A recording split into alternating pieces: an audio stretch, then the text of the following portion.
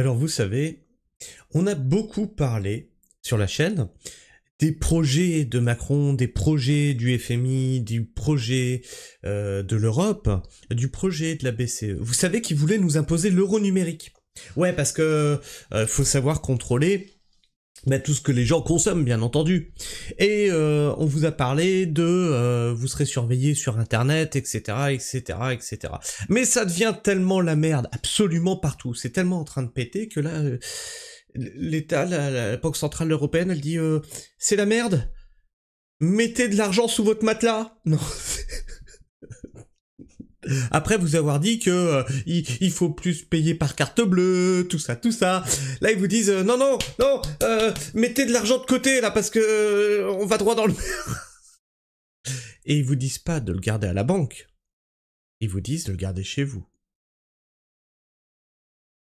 C'est dire le niveau de panique. Parce que eux, ce qui les intéresse, la BCE, la Banque Centrale Européenne, c'est que tu laisses ton argent en banque. Hein? Et là, ils disent non, panique totale, gardez votre argent chez vous. Alors moi, j'ai comme un doute, parce qu'en général, moi, quand l'État me dit de faire quelque chose, je fais constamment l'inverse.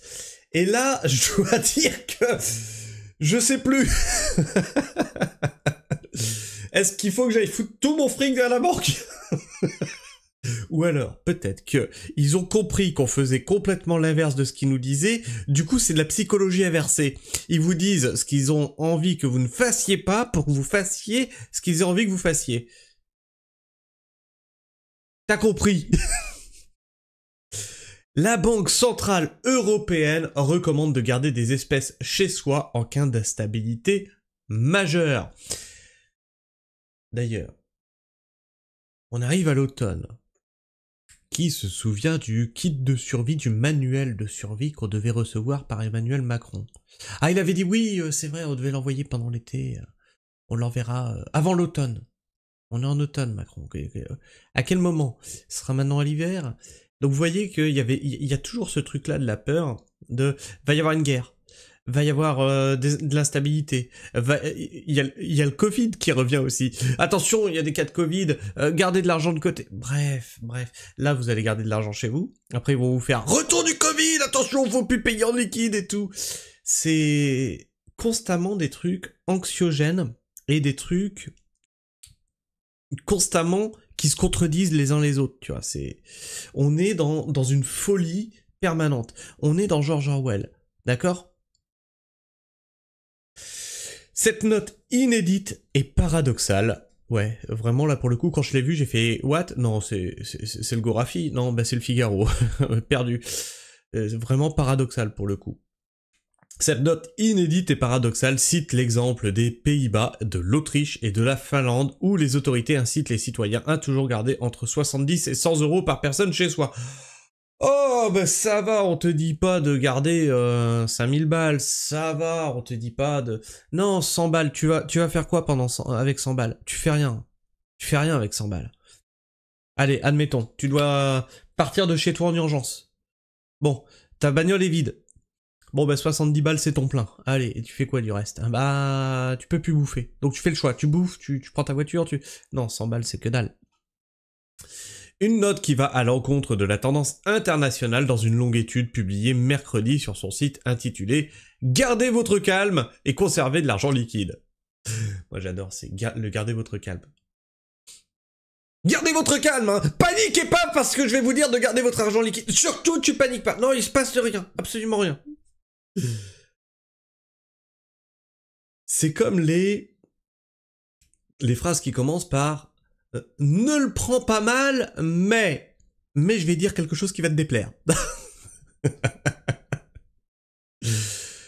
La Banque Centrale Européenne, la BCE, recommande aux citoyens européens de toujours conserver chez soi une somme en liquide suffisante pour couvrir les besoins essentiels pendant environ 72 heures. 3 jours. Ouais, si, 100 euros pour 3 jours, admettons. Et par personne. Ce qui fait que chez nous, on devrait garder 200 euros par personne. Rien que dans la caisse enregistreuse de Sabrina, il y a plus. Notamment en cas d'instabilité systémique. Oui, parce que comme elle fait les marchés, j'explique un peu ma vie, comme elle fait les marchés, donc elle a une caisse, d'accord, caisse qui est soigneusement rangée, voilà, bien cadrée, il y a tout ce qui rentre, tout ce qui sort dedans, et en fait quand elle arrive à une certaine somme, je crois que c'est quand elle digne à 1000 euros, elle prend la somme et elle va l'emmener à la banque, d'accord. Elle va pas se déplacer dès qu'elle a 200 balles, ça rime à rien, d'accord. Et du coup, bah, on les a finalement. Notamment en cas d'instabilité systémique majeure. La note cite l'exemple des Pays-Bas, de l'Autriche et de la Finlande où les autorités invitent les citoyens à toujours garder entre 70 et 100 euros par personne chez soi. Pour arriver à cette conclusion, les analystes de la BCE ont analysé en profondeur 4 crises ayant frappé l'Europe ces dernières années. La pandémie de Covid-19. Vous êtes gonflés de nous la sortir celle-là alors que pendant la pandémie, vous étiez en train de nous dire « Il ne faut plus payer en liquide, il faut payer par carte, attention, les microbes et tout ça !» Et d'ailleurs, ils appelaient à ne surtout pas à enlever de l'argent des banques. J'avais fait totalement l'inverse. J'avais tout retiré. L'invasion de l'Ukraine par la Russie. Mais il faut... rappel, hein, gardez votre calme. La panne géante du réseau espagnol en avril 2025. Et la crise de la dette souveraine en Grèce. Tiens, c'est rigolo ça. Sachant que la dette française est en train de nous faire une dette à la Grèce, hein. Merci Monsieur Macron, merci le Mozart de la finance. Toutes les crises n'entraînent pas systématiquement une forte demande de cash, mais les cas étudiés offrent un test de résistance de la fonction du cash lorsque l'économie, les infrastructures critiques ou la confiance publique sont fortement mises à l'épreuve, peut-on lire. Alors, qu'est-ce que vous êtes en train de nous dire? En français dans le texte, on te dit de garder 100 balles chez toi, parce que si jamais tout le monde devait aller retirer du cash, il n'y a pas assez de liquide en circulation. Il n'y a pas assez de monnaie papier en circulation pour abreuver tout le monde. Ah ouais, t'as de l'argent, ouais. C'est une ligne de code en fait. Parce que si tout le monde demandait, non pas, comme c'était le cas aux États-Unis à une époque, de demander d'avoir son argent en or, là on demande juste d'avoir son argent en papier, tu vois, là c'est le billet, il prouve que j'ai 10 balles là, d'accord? Si tout le monde fait ça, il n'y a même pas assez de papier pour payer tout le monde.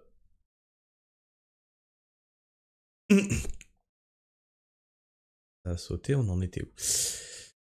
Toutes les crises n'entraînent pas systématiquement une forte demande de cash, mais les cas étudiés offrent un test de résistance de la fonction du cash lorsque l'économie et les infrastructures critiques ou la confiance publique sont fortement mises à l'épreuve, peut-on lire. L'utilité du cash s'intensifie lorsque la stabilité est menacée. Alors moi je suis surpris d'ailleurs que l'économie ne se soit pas effondrée pendant le Covid-19, mais on voit qu'en fait c'était reculé pour mieux sauter. Hein, on arrive à 3500 maintenant, 3500 milliards de dettes. Hein, ou les plus pessimistes nous diraient « Oui, à la fin du mandat Macron, on sera peut-être à 3350 milliards de dettes. » On est à 3500. C'est-à-dire qu'on est déjà 150 000... Ouais, 150 000 milliards de plus que ce qui était prévu. Dans 2 ans. C'est-à-dire que maintenant, ils disent même plus de réduire la dette. C'est à combien on sera endetté encore en plus dans 2 ans. Ainsi, à l'apparition de la pandémie du Covid, début 2020, la demande de billets en euros a connu une augmentation extraordinaire. Ça, c'est rigolo, alors que vous faisiez tous des « Non, faut plus payer en liquide, attention, ne touchez pas ». Vous comprenez maintenant pourquoi ils ont fait ça?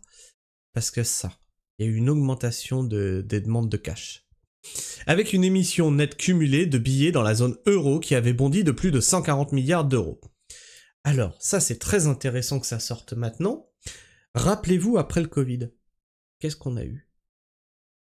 On a eu plein d'articles qui nous disaient les gens ont boudé le liquide, les gens payent beaucoup plus par carte bleue, etc., etc. Et aujourd'hui, ils avouent aujourd'hui que les gens ont beaucoup plus payé par cash que par carte de crédit. Ils mentent constamment. Mais je sais pas, rappelez juste vous des des articles, on en a traité d'ailleurs sur cette chaîne, et j'avais dit bah oui, et comme ils ont fait leur truc de peur, attention les virus sur les billets et tout, bah c'est logique que les gens ils ont plus payé par carte. Il y a eu plein d'articles comme ça, je l'ai traité sur la chaîne, et aujourd'hui ils avouent que c'est pas vrai. Les gens ont retiré du liquide et payaient pas par carte. Vous voyez, quand je vous le disais, c'est peut-être une psychologie inversée. Que les gens, peut-être que l'État a compris qu'à chaque fois qu'il disait quelque chose, on faisait l'inverse en fait. Lors d'une année classique, seuls 55 milliards d'euros en liquide sont émis.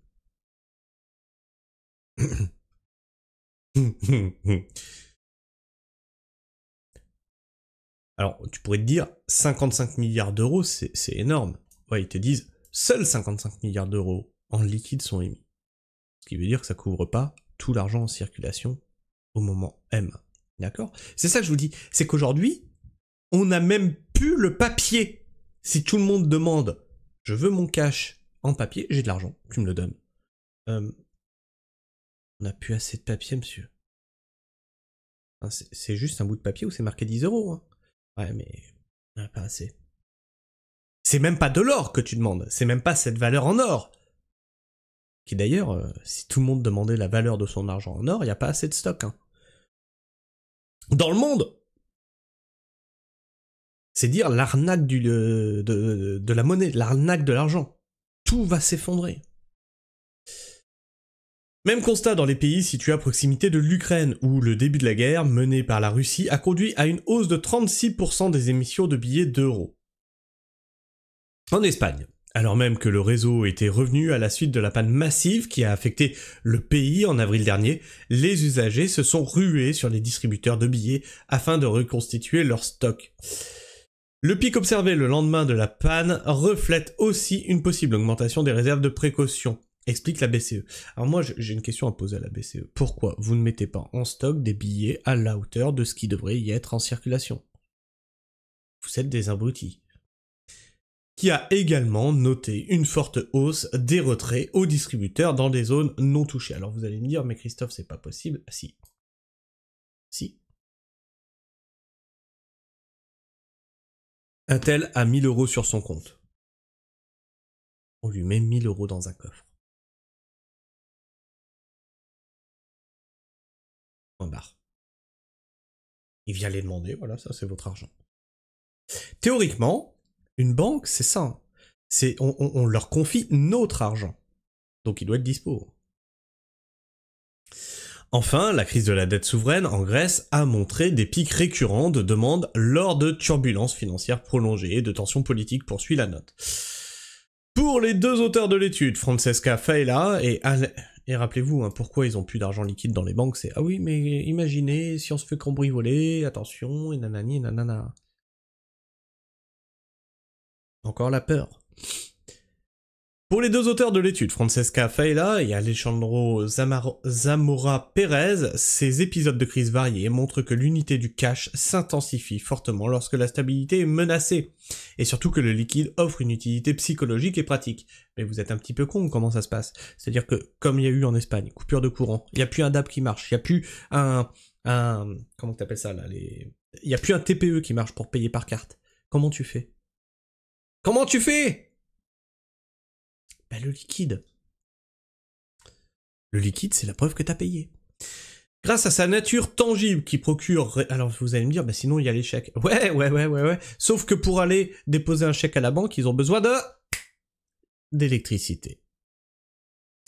Grâce à sa nature tangible... Alors tu vas me dire, mais non Christophe, c'est con, tu déposes ton chèque au guichet, il n'y a pas besoin d'électricité. Oui, sauf qu'eux, ils sont obligés de le rentrer informatiquement. C'est une ligne de code numérique, c'est tiens, on lui crédite 100 balles de plus sur son compte. Pas d'électricité, tu peux pas faire ça.